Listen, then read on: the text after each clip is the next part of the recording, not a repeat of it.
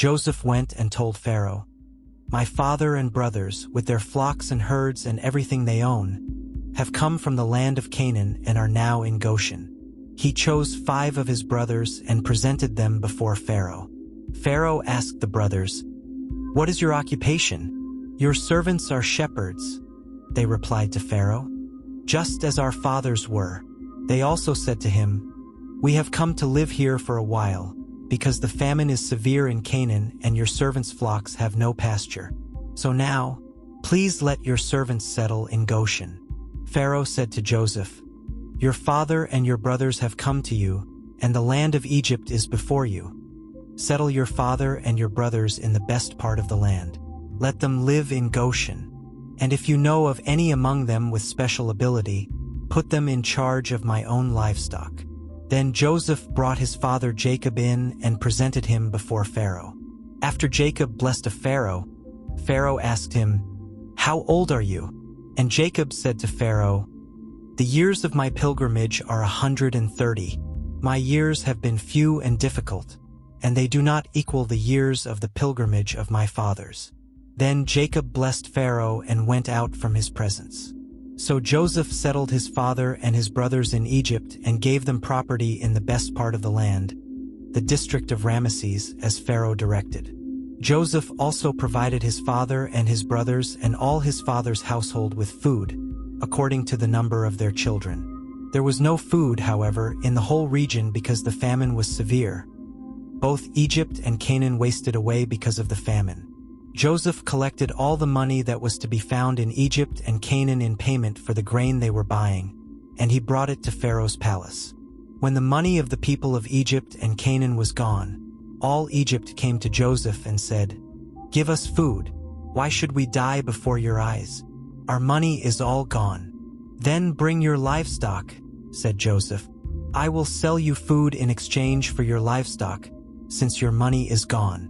So they brought their livestock to Joseph, and he gave them food in exchange for their horses, their sheep and goats, their cattle and donkeys.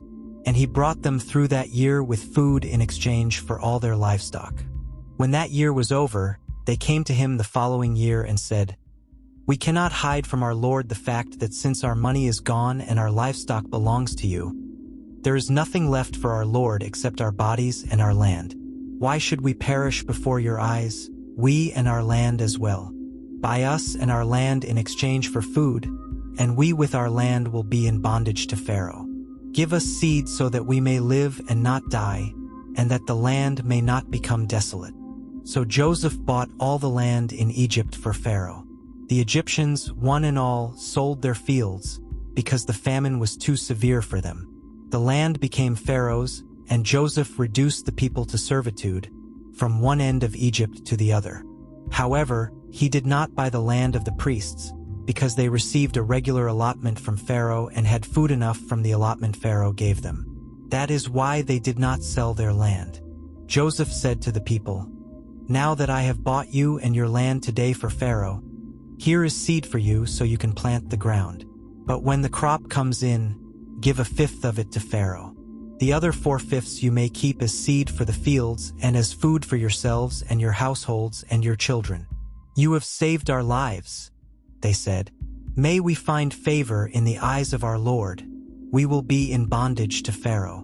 So Joseph established it as a law concerning land in Egypt, still in force today, that 1/5 of the produce belongs to Pharaoh. It was only the land of the priests that did not become Pharaoh's. Now the Israelites settled in Egypt in the region of Goshen. They acquired property there and were fruitful and increased greatly in number.